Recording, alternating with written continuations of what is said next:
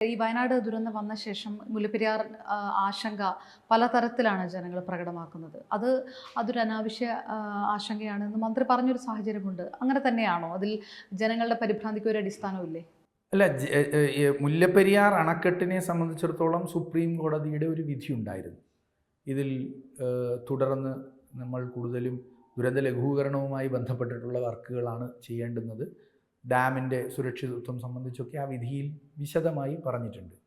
ഇപ്പോൾ മുല്ലപ്പെരിയാർ അണക്കെട്ടിൻ്റെ ആ വിധിയെ അല്ലെങ്കിൽ ആ കേസ് ഒന്ന് തുറന്ന് പരിശോധിക്കാൻ സുപ്രീം കോടതി തയ്യാറായിട്ടുണ്ടെന്നാണ് ഞാൻ മനസ്സിലാക്കുന്നത്. ഞാൻ ഈ വിഷയത്തിൽ ഒരു ചോദ്യം മാത്രമേ മുൻപും ഇപ്പോഴും എന്നും എനിക്ക് ഒരു വ്യക്തി എന്ന നിലയിൽ എൻ്റെ മനസ്സിലുള്ളൂ.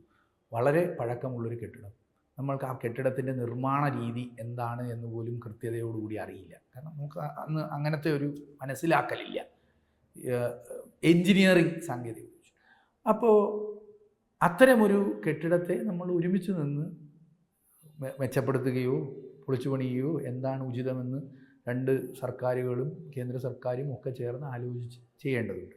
നിലവിൽ അണക്കെട്ടിനെ കുറിച്ചുള്ള ചർച്ചയുണ്ടായത് ഗൂഗിൾ എർത്തിൽ ടെറൈൻ ഓൺ ചെയ്തെടുത്തൊരു ഫോട്ടോയിലാണ് എന്നാണ് ഞാൻ മനസ്സിലായത്. അതല്ല, ആപ്പിൾ ഇമേജസിൽ ഒരു ടെറൈൻ ഓൺ ചെയ്തിട്ടൊരു ഫോട്ടോയിലാണ്.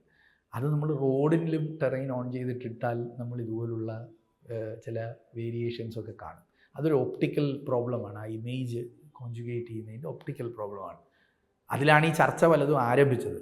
പക്ഷേ കാതലായ വിഷയങ്ങൾ ഇപ്പോൾ കേരളത്തിന് വീണ്ടും ബഹുമാനപ്പെട്ട കോടതി മുന്നാകെ ബോധ്യപ്പെടുത്താനും അതൊന്ന് ചർച്ച ചെയ്യാനായി പുനരാരംഭിക്കാനും സാധിച്ചിട്ടുണ്ട്.